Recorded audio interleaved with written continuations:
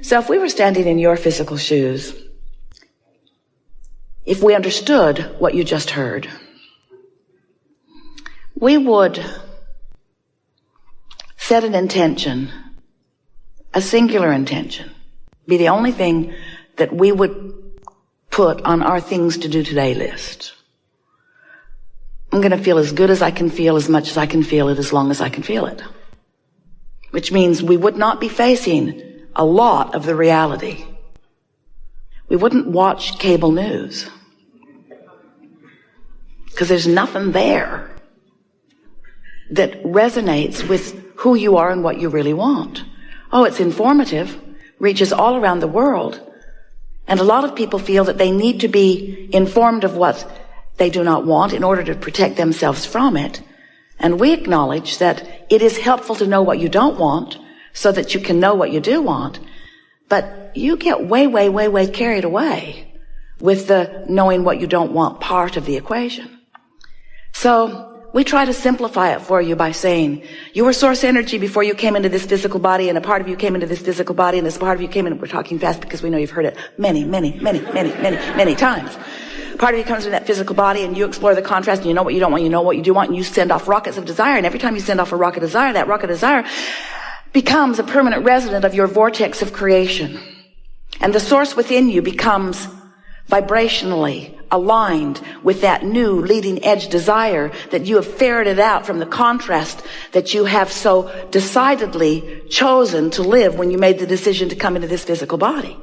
So you've launched a rocket of desire, but you've done more than that. From your physical format, you have caused the larger part of you to expand, and the larger part of you, that inner being part of you, that part of you that was you before you were you in your physical body, that still is you even though you are in this physical body, this non-physical counterpart, this inner being, this source part of you has evolved because of what you've just lived.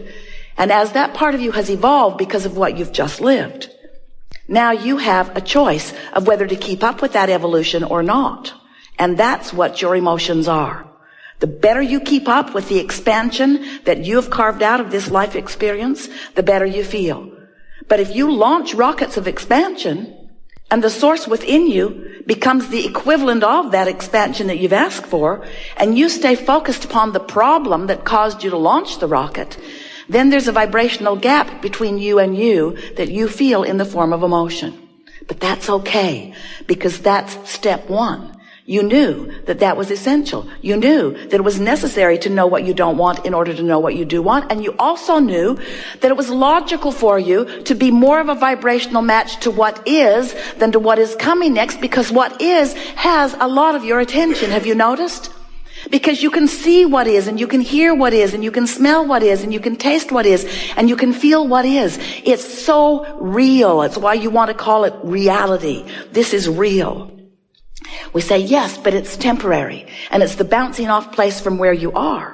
So if you sift through the real reality of what you are living, and you look for the best parts of it, and you hold the best parts of it as your object of attention, so that the vibration that you are offering chronically is about that, then your point of attraction allows you to receive more and more and more and more and more of those things that you have been asking for.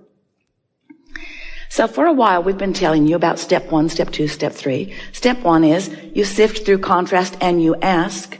And step 2 is, since you've launched that rocket of desire, source has become the equivalent of it. In other words, when you ask, it happens immediately, what you ask for. But step 3 is, you have to find a way of not just for a moment, not just for a flash, not just in an odd moment of influence by someone else, but you have to find steady, chronic resonance with what you're asking for. In other words, you can't want more money and feel resonance with lack of money and get more money. You got to feel resonance with more money. And our physical friends say, well, thanks a lot. Give me some money and I'll resonate. We say, we know you want the reality first and the resonance later, but that's not the way it works.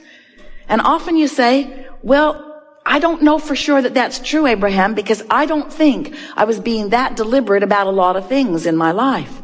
And yet well-being pretty much surrounds me on lots of subjects. And we say that is because the well-being is the dominant part of that which you are about. It's natural for well-being to follow you. You had a lot of well-being resonance going before you even made your entrance into this physical body. That carries you, it does.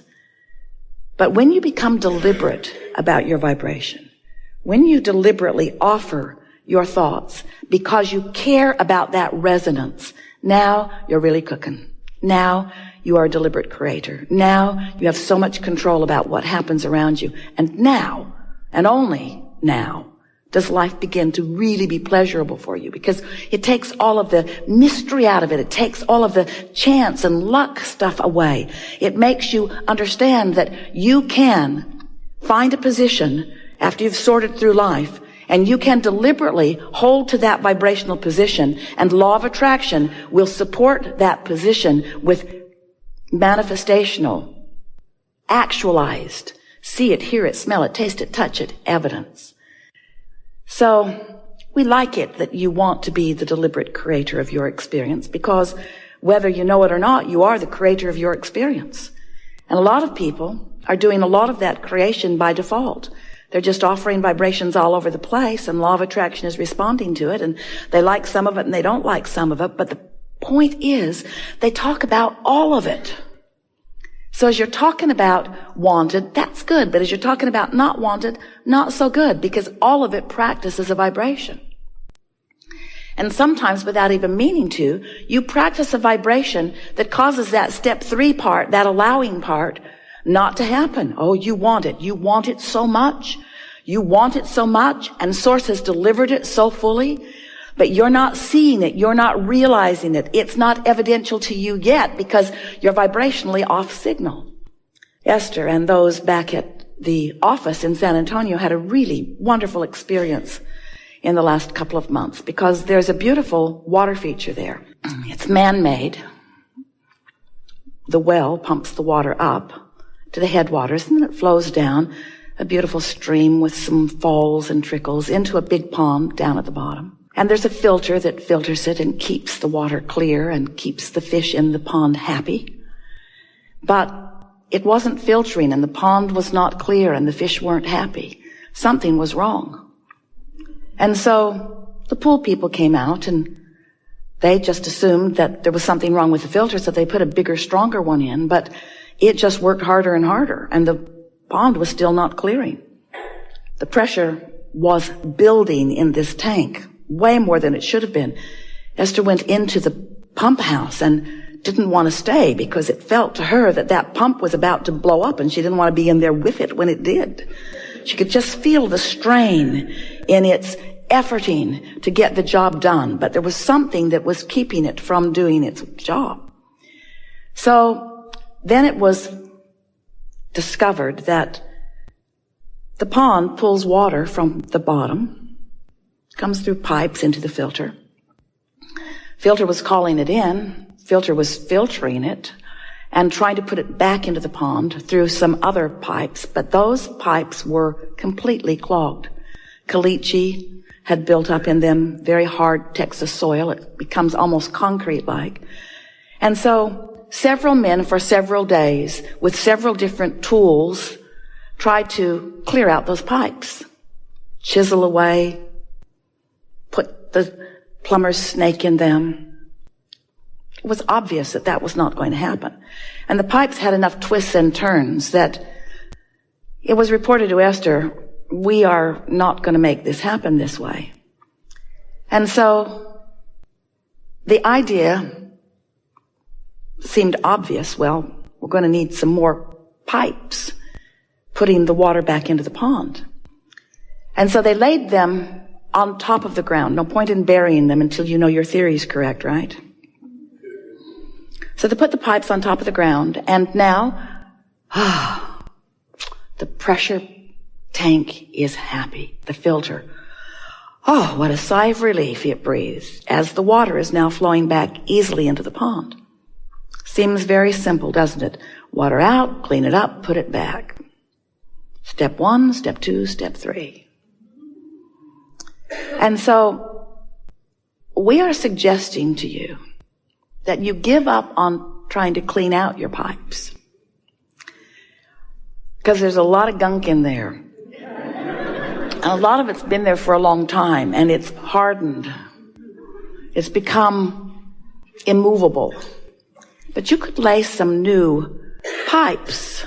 You could lay new plumbing. You could put new inlets. You could much more easily just establish some new ideas about some new things. And you'll discover on those new ideas that when you ask, it is given.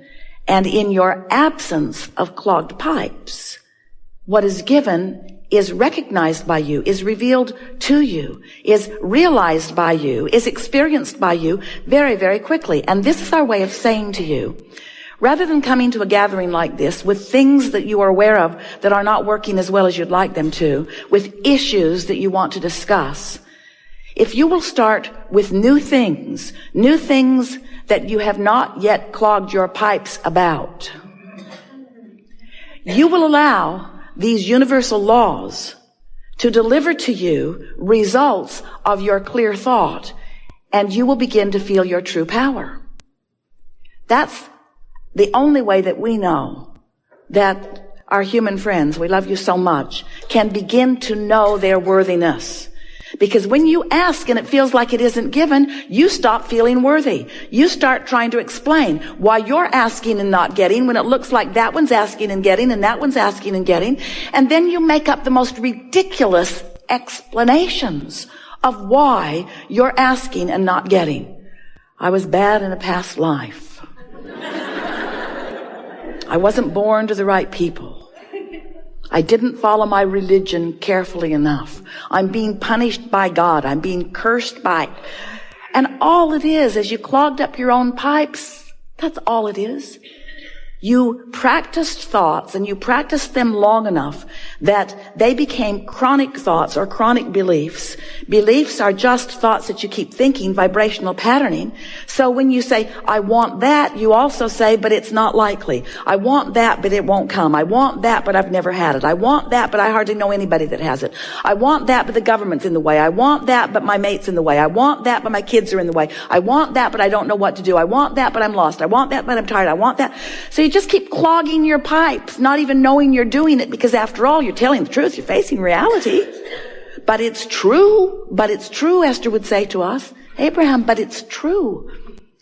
And we would say to her again and again, we know there are a lot of things that are true. And if you're using the truth of it as your criteria to give it your attention, you're clogging your pipes with all kinds of truths that are preventing you from the truths that you want to live. It's just a matter of what you're giving your attention to. It's all about the amount of airtime that you're giving to whatever you're giving your attention to.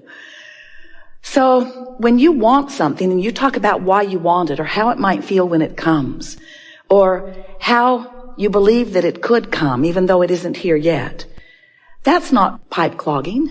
That's laying new avenues for what you want to flow to you. But when you explain why you think things aren't working out for you, every word you speak puts a little more caliche in your pipe. And we don't care where you live. Puts a little bit more of that obstacle in your way. So we like that analogy. Like all analogies, there is no perfect analogy.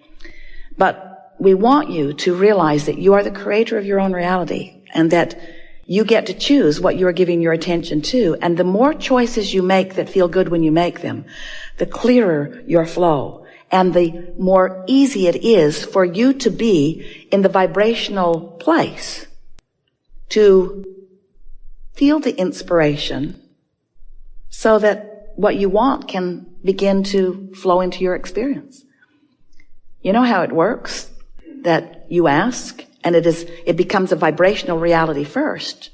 Our physical friends say, well, that's not very exciting to me. I don't want a vibrational reality. I want a real reality. I want one that I can experience with my physical senses and that others can observe as they look at me. And we say, well, then what you've got to do is figure out what you're doing with your point of attraction, because you put it into the vortex, and the vortex has been gathering all of the cooperative components for everything that you want and is